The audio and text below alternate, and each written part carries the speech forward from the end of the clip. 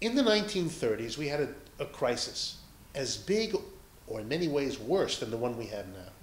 The greatest collapse of capitalism in its history in the 1930s, unless this one keeps going the way it is, in which case it may become number one. What happened in the middle of the 1930s was a level of unemployment, for example, 1933 was 25%. Today's about 8%, so it's 3 times worse than we were. And yet what happened? Roosevelt, a Democratic president at that time, was under tremendous pressure from below, from 3 sources. Right. You had the biggest trade union organizing drive in the history of the United States. It was called the Congress of Industrial Organizations, CIO. Mm-hmm. The CIO part of the afl-cio, right? Sure.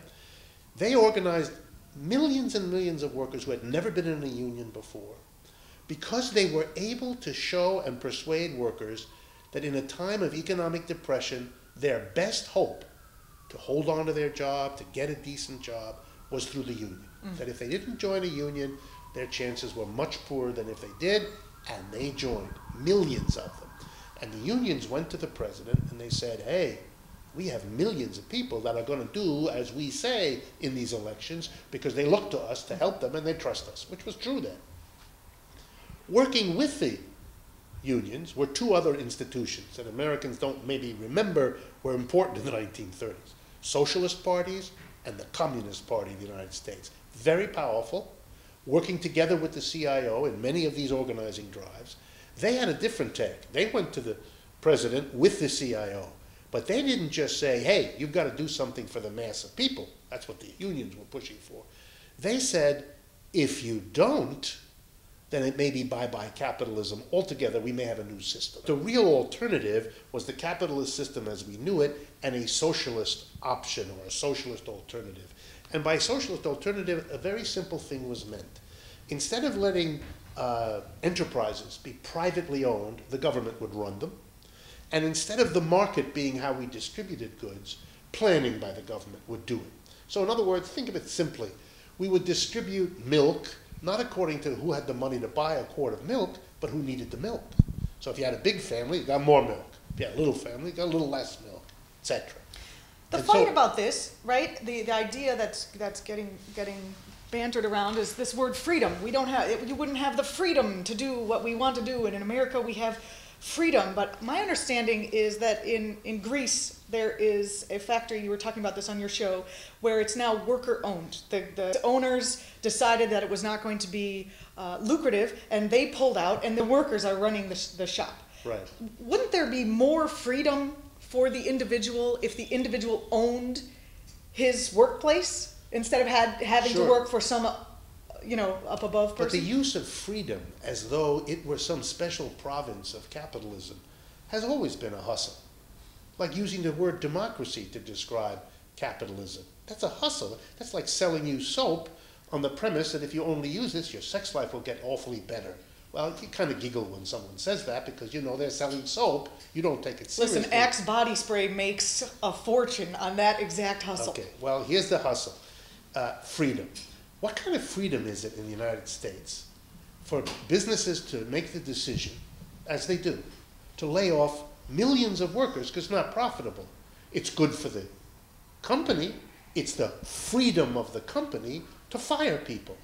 But that deprives those people of the freedom to have a decent life. So whose freedom are we talking about That's here? right. So the honest explanation is to say capitalism is good for some people's freedom and very not so good for other people's freedom. But to say it's for freedom as opposed to some other system, that's just silly stuff. The idea of democracy is if you are affected by a decision that anybody makes, you should be part of making that decision.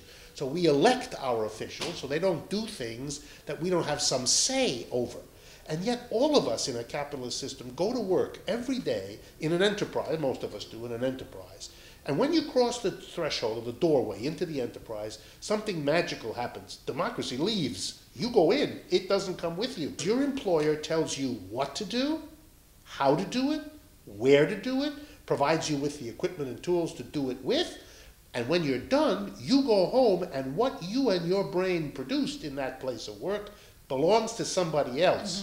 Mm-hmm. And when the whole operation is done and some profits are earned by all of this, those don't belong to the workers who made the goods. It belongs to the company who runs it.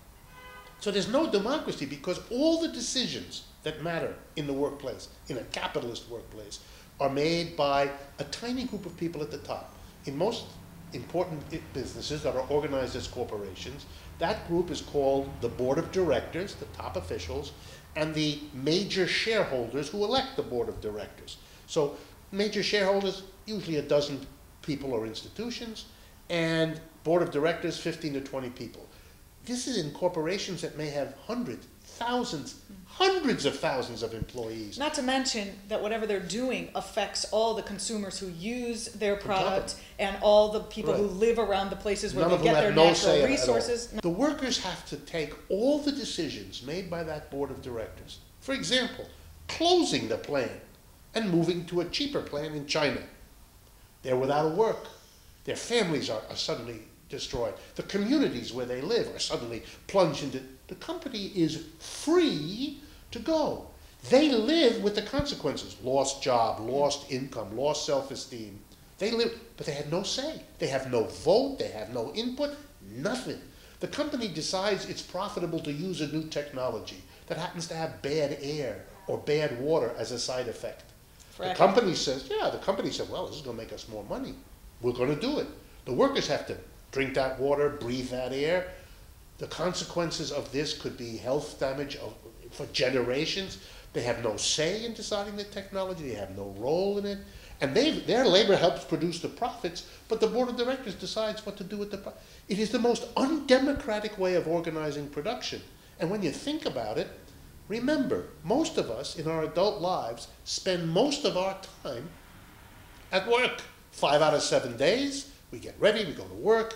Look at if democracy is a value you actually hold dear, it would have to begin at the workplace, not be excluded from the workplace. That's how we do it in this country. So we're not entitled to call this a democracy because we have taken the most important block of our lifetimes and said it doesn't apply. And not only that, but with the passage of Citizens United, then the voices of the people who are in charge of those are given more play. Are given more power in Washington. And that's why the old notion of socialism as being the government takes over production and planning by the government substitutes for markets, and that's what's different from capitalism, is no longer able to persuade large numbers of people the way it once did. Because I think they've learned, partly by looking at the experience of the Soviet Union and China and those places, that that's not quite the solution that may have been hoped for. Mm-hmm. And so people like us are more interested in changing the way enterprises are organized. We want to democratize production. We think that if you change the way businesses are organized and run in the United States, you could actually solve many of the problems that we talk about all the time. And what does that change look like? It's the idea that people can get together and run their own business. You try to set up a business by yourself, you'll have your chances of success are very small in our economy. It's dominated by big businesses. So the solution, the closest you can get, collective. Let's cooperatize. So here's what it would mean. The workers come into work Monday to Friday, their normal week. But Monday to Thursday, they do each of them their specific task, as they always have. Friday is a different. You come in, and you sit around all day, and you have meetings, and you decide what to produce, how to produce, where to produce, and what to do with the profits. The workers become their own board of directors. It's a co-op. Do you think if workers ran their own factories, they would be shutting them down and moving to China? No. Do you think if workers ran their own offices and stores, they would give a tiny group of people at the top executives, $10, $20, $30 million a year, while all of them have a hard time paying for the school fees for their kids? No. For anyone seriously interested in stopping the flow of our production facilities out of the country, and even more, for making less inequality of income and wealth, this is the best way to do it.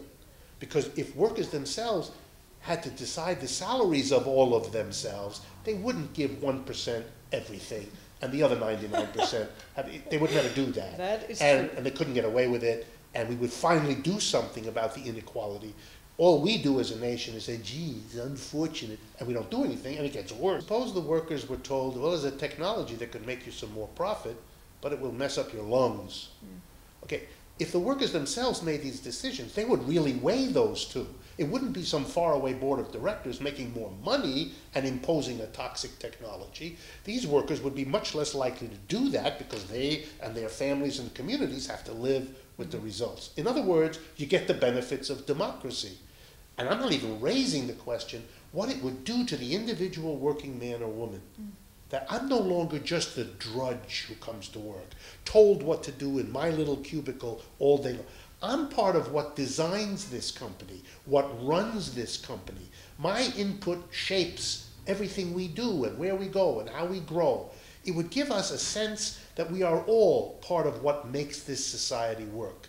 We wouldn't have a schooling system that has Harvard and Yale at the top for the people who run everything, and then, you know, ABC Community College over there for the people who know very well they don't. We stop that, because that's not good for a political democracy either, and is one of the reasons our political democracy is more formal than real anyway. So I think this is a way to solve our problems. And now the problem. Capitalists, who now run the society, are not happy for this. They're not eager for this. Right. They want to hold on to their power. Sure. And they use every mechanism they can. They're making more money than they ever have. They are using it to go to other countries where they can make still more money by paying lower wages. That's what the Chinese phenomena is, and the Indian phenomena. And they're also taking a growing part of these profits to buy political power. So yeah, they have a kind of a lock on the way this system works. With this problem, it isn't working. That is the They're problem. in such a rush to get it all before it disappears that nobody is concerned anymore about the whole picture. Each capitalist is rushing ahead to make that deal, to move to China, to make that extra. And the consequences as it shapes and undermines the society is nobody's concern. It's the politicians can't afford, even when they see it, because they're too dependent on the companies that want help on this problem of that company and this problem of that company. So we end up a system self-destructing, and we shouldn't be surprised. That has been the end of every successful country in the history of the world. Every empire reached too far, tried to do too many things at the same time, forgot to take care of the social cohesion at the base of which all societies are dependent. The irony in the United States is that the mass of people are becoming more and more alienated from a system which, while it works beautifully for those at the top, isn't working for them. The old defense of capitalism, this is a system that delivers the goods. That's only true for a tiny number of people. For the majority, it's a system that's delivering bads, and more bads in the future. And that is eroding the social fabric, if you like, upon which even the wealth of the rich depends.